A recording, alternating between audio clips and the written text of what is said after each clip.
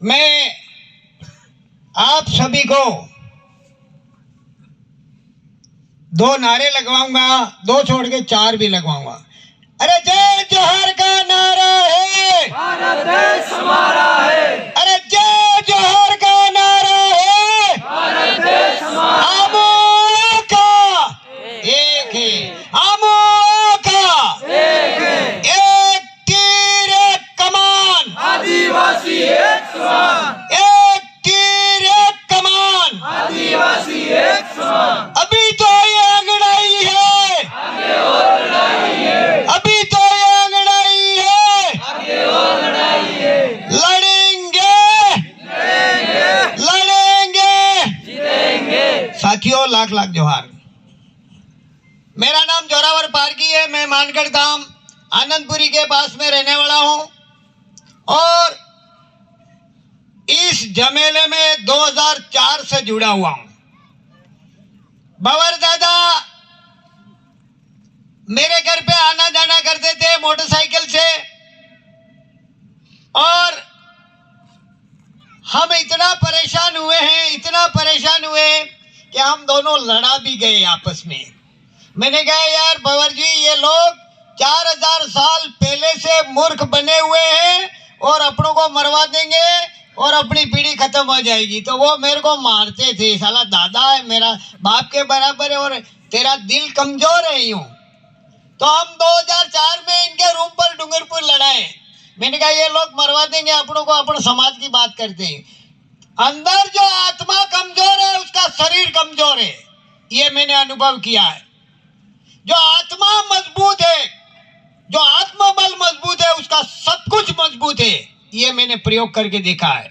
2008 में उन्होंने कहा अब जोरावर दादा अपन आदिवासी परिवार लॉन्च कर देते हैं। मैंने कहा दादा थोड़ा सा नेटवर्क और बढ़ाओ, ज्यादा नहीं तो 50-100 आदमी अपने साथ चाहिए। हम महाराष्ट्र गए, बंगाल गए, बाड़मेर गए, आप इनको आने के बाद पूछ सकते हो, हम दोनों। इसके बाद सब लोग डरते थे यार बवर जी कहीं फंसा देंगे, नौकरी चली जाएगी, अपन गिरफ्तार हो जाएंगे। लेकिन मैं एक ऐसा बंदा था, 3 बार समाज के लिए जेल जा। मैं 1956 में मेरा जन्म है, 66 साल की उम्र हो गई। 2004 में दिल्ली के अंदर में ट्राइबल रिसर्च ऑफ इंडिया का सदस्य बना और 85 फाइलें आदिवासी की निकाल के लाया। और मेरे पास में 85 प्रकार का एविडेंस है। आपको किसी को डरने की जरूरत नहीं है, फाइल ले जाओ और पुलिस वालों को दे दो। ये गलत है तो हम गलत है, नहीं तो तुम गलत हो। सुबह या पुलिस वाले घूम रहे थे, मेरे को कह रहे थे आपको परमिशन किसने दी। मैंने कहा तू कौन होता है परमिशन होने देने वाला, हम तो इस देश के मालिक है, तू तो हमारा नौकर है। हमारी जमीन पर बजट बनता है, हमारा हमसे टैक्स लेता है, उसकी तनख्वाह तुम्हारी बनती है। यदि किसी भी आदिवासी को छोड़ के गैर आदिवासी के नाम से कोई बजट बनता है तो मेरे को बताओ। हमारी जमीन पर, हमारे खदानों पर, हमारे व्यापार पर अभी टैक्स बन रहा है। नौकरी वाले के लिए तो टीएडीए बढ़ जाता है, महंगाई बढ़ जाती है, लेकिन गरीब के लिए क्या बढ़ता है? इसलिए मैं लंबी बात कहूंगा तो शाम को 6 बज जाएगी, लेकिन मैं बड़ी बड़ी बातें कर देता हूं। देखो अपन नॉन जुडिशियल है, जैसे ये खजूर है, खजूर नीचे गिर गया और किसी भी गाड़ी और इंसान को लग गया तो क्या इसके ऊपर केस होगा? अरे बोलो नहीं, खजूर पे केस होगा? तो ये है हम, तो ये है हम, नॉन जुडिशियल है। 244(1) पढ़ लेना, सुप्रीम कोर्ट का जजमेंट है, संविधान है, 5वीं और 6ठी अनुसूची है, आदिवासी के अधिकार है, समता जजमेंट है। जो समता जजमेंट में एक भाई के साथ बलात्कार किया था और सुप्रीम कोर्ट में जजमेंट हुआ तो उसके पक्ष में गया। हमारे साथ अब गद्दारी नहीं होगी, और गद्दारी रोगे तो वो दिन दूर नहीं जो इस देश का मूल मालिक है, उसके साथ षड्यंत्र रचते हो। आज कार्तिक भाई को दो पैर तोड़ दिए और वहां अहमदाबाद से अभी तक उनकी लाश नहीं दी। इसका मतलब हमारे साथ क्यों षड्यंत्र किया जा रहा है? अब तो एक उद्देश्य बनाया है, जो जाति वाला हमारे साथ गद्दारी करेगा, वो जाति वाला कहीं पर भी होगा, उसके साथ हम भी खिलवाड़ करेंगे। अरे हमारे साथी ने क्या गुनाह किया? उसने अपनी मेहनत का पैसा मांगा और उसके दो पैर काट दिए। तो हमको क्या तुम गुलाम समझते हो? और पुलिस वाले कोई केस नहीं करते, रफा दफा करने की कोशिश करते हैं। कल हम वहां राजकुमार जी के साथ में नाइट था में, इसका मतलब क्या हुआ? हमको दबे हुए कुचले हुए। साथियों, याद रखना, जानकारी और जागृति सबसे बड़ी उपलब्धि है। आपके पास जानकारी नहीं होगी, आपको संविधान की अनुसूचियां मालूम नहीं होगी, सुप्रीम कोर्ट का जजमेंट नहीं मालूम होगा, तो आपको पुलिस वाले खड़े खड़े डरा देंगे। यदि कोई पुलिस वाला डराता है तो सुप्रीम कोर्ट की फाइल पकड़ा दो उसको। हम गलत है कि ये फाइल गलत है? और यदि सुप्रीम कोर्ट को और संविधान को नहीं मानता है, वो देशद्रोही है। इसलिए साथियों, कोई डरने की जरूरत नहीं है। हमें गलत काम नहीं करना है और गलत शब्द नहीं उठाना है। कानून के खिलाफ एक भी बात नहीं करनी है। कानून के दायरे में रह के काम करना है। कौन कहता है आपको कोई डरा दे? आप गलत करोगे तो वो लोग इंतजार करते कि ये गलत कब करें, शब्द गलत बोले कब, ये सोचते। साथियों, 244(1) कहता है कि ये आदिवासियों की जमीन पर राज्य सरकार, केंद्र सरकार, प्रधानमंत्री, राष्ट्रपति बिना पूछे अंदर नहीं उतर सकता है। ऐसा सुप्रीम कोर्ट और 5वीं अनुसूची बोलती है। 19 का बोलता है, 13(3) का बोलता है। तो ये जबरदस्ती फिर क्यों कर रहे हैं? क्या कारण है? उनको पूरा जजमेंट अपने पास रख के फिर इनसे बात करो। जानकारी और जागृति नहीं होगी तो आपको तर्क और वितर्क में बैठा देंगे। और मैं राजनीतिक से कोई खिलाफ नहीं और राजनीति की बात नहीं करना चाहता हूं, लेकिन हमारे आदिवासी जितने भी एमएलए एमपी गए हैं, किसी भी पार्टी में गए हैं, वो केवल उनकी गुलामी करते हैं और जीत के जाते हैं आदिवासी के सर्टिफिकेट से और गुलामी इनकी करते हैं। हमारी आज दिन तक, ये मेरा भाई ऑफ हो गया, उसको मार दिया, उसने न्याय के लिए मेहनत के पैसे मांगे, लेकिन एक भी विधानसभा में कांग्रेस हो, बीजेपी हो, कोई भी हो, कोई बोला? राजकुमार के अलावा और कोई बोला? नहीं बोला ने। तो ये कितने गुलाम है? वो गुलामी अब हटने वाली है बहुत जल्दी। पहले 4 राज्यों में जागरण हुआ था, अभी 16 राज्यों में जागरण हो चुका है। इसलिए मैं कहने के लिए बहुत कुछ चाहता हूं। आप जानकारी और जागृति पहला काम, और पढ़ाई, सबसे ज्यादा पढ़ाई करनी है। और हक और अधिकार, सुप्रीम कोर्ट का जजमेंट पढ़ो, 244(1) पढ़ो, हक अधिकार पढ़ो, समता जजमेंट पढ़ो, आदिवासियों का इतिहास पढ़ो, भारत के बिलों का इतिहास पढ़ो, और संविधान के अंदर में जितनी भी अनुसूचियां दी हुई हैं उसको पढ़ो, पुन्ना पैक्ट पढ़ो, गोलमाल सम्मेलन का पढ़ो और जानकारी हासिल रखो, तभी आप आगे पाओगे। जानकारी नहीं पाओगे, और मैं यूं कह रहा हूं, घेर आदिवासी का बच्चा उसका इतिहास तो जानता है, लेकिन हमारा भी जानता है और हमारे बच्चे को पता ही नहीं। और सबसे ज्यादा शिक्षा पर षड्यंत्र किया इन लोगों ने कि आदिवासी और निचले दबे कुचले लोग पढ़ लिख करके होशियार हो जाएंगे तो भागीदारी और हक और अधिकार मांगेंगे। इसलिए इन्होंने प्राइवेटेशन कर दिया ताकि गरीब का बच्चा पढ़ नहीं सके और आगे बढ़ नहीं सके। साथियों, इसके लिए भी हमको लड़ना होगा, हक अधिकार के लिए भी लड़ना होगा।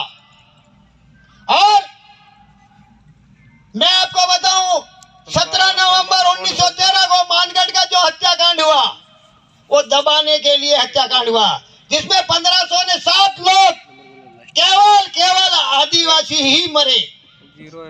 और हमारे खिलाफ हमारे लोगों को ही भड़काते हैं, हमारे खिलाफ हमारे लोगों को तैयार करते हैं। उनकी वो ताकत नहीं है, सीधी लड़ाई नहीं कर सकते हैं वो। हमारे आदिवासी रूढ़िगत ग्राम सभा में सीआरपी और आईपीएस की धारा नहीं लगती है, ये ध्यान रखना। लेकिन आपको जानकारी जरूरी है। जब जानकारी नहीं होगी तो आप बताओगे नहीं, तो वो फिर फंसा देगा अंदर। शिक्षा के अंदर में कानून को पहले समझो, अधिकार को पहले समझो, हक को पहले समझो। और अभी बहुत बड़े षड्यंत्र चल रहे हैं कि आदिवासी को गुलाम बनाना और इसकी जमीन को खोस लेना, यह सबसे बड़ा षड्यंत्र है। और वो षड्यंत्र किस तरीके से कि कोई भी बोले तो चलो अंदर करो, कोई न कोई बहाना बनाओ, झूठा मुकदमा लगाओ, झूठा केस लगाओ, फिर कहना कि आप आदिवासी चिंतन शिविर में मत जाना, आप पार्टी छोड़ना मत। क्योंकि जानकारी और जागृति सबसे बड़ी उपलब्धि है। साथियों, मुझे कहने के लिए तो बहुत कुछ है। मेरे गांव में एक बच्चे की शादी कराई, मैं नाम लिए बिना बात कर रहा हूं। तो रास्ते में मंदिर आ रहा था, तो मंदिर के अंदर में दुल्हन को कहा कि भाई दूल्हे दुल्हन को मंदिर में दर्शन करा के ले जाते हैं। तो दुल्हन ने कहा मेरे को तो वो गेट पे 2 शेर है, वो डर लगता है। तो दूल्हे के पापा ने बोला अरे बहू, वो 2 शेर रखे हुए वो तो नकली हैं। तो दुल्हन ने कहा अंदर बैठा वो असली है क्या? अंदर बैठा वो असली है क्या? वो 2 शेर नकली है, तो अंदर बैठा वो कौन है? उसने कह दिया मैं ऐसे दर्शन नहीं करती हूँ, मैं साक्षात दर्शन करती हूँ। मेरे वहां एक गैर आदिवासी है, यार जोरावर जी दूध चाहिए यूं। मैंने कहा यार भैया किसके लिए चाहिए? तो मेरे पिताजी के वो क्या बोलते हैं, धरो धरो, वो खीर बनाते हैं, क्या कहते हैं? तो मैंने कहा यार गाय तो कल देगी दूध, तो आज तो देगी नहीं। वो गाय मर गई, वहां में घास का पूरा डाल आया और सुबह वो आया, क्या हुआ यूं? अरे यार वहाँ गाय मरी हुई पड़ी है, तो मैं घास दे आया और देखा खाती है कि दूध देती कि नहीं देती, चल अपन चलते। अरे यार तू तो पागल हो गया है। मैंने कहा मैं पागल हो गया हूँ? मरी हुई गाय घास नहीं खा सकती है, तो मरा हुआ बाप का श्राद्ध हो सकता है क्या? है? और मरे हुए बाप की प्राण प्रतिष्ठा कर सकते हो क्या? जान डाल सकते हो क्या? तो ऐसे अपनों को मूर्ख बनाते हैं ये लोग, ये ध्यान रखने की बात है। और मैं अंत में बहुत कुछ कहना चाहता हूं, शिक्षा के बारे में, हक अधिकार के बारे में। अपनी संस्कृति जो भूल गए तो हम आदिवासी नहीं कहलाएंगे। सफेद और हरा झंडा गेट पर होना चाहिए। आदिवासी संस्कृति जैसे हम प्रकृति चक्र में चलते हैं। हमारे पहले हमारे आगे ने गढ़िए आम दलती, ये प्रकृति चक्र है। और वो लोग बताते थे यूं, अरे अपने हल चलता है वो भी ऐसे ही चलता है, डांस होता है ये भी ऐसे ही चलता है, भोजन पीरसते हैं वो भी ऐसा चलता है, बेलड़ी ऐसे चलती है, पानी में बमरा पड़ता है ये चलता है। और प्रकृति के अंदर में जितने भी उपग्रह हैं वो भी राइट हैंड में ही घूमते हैं। इसको कहते हैं प्रकृति चक्र।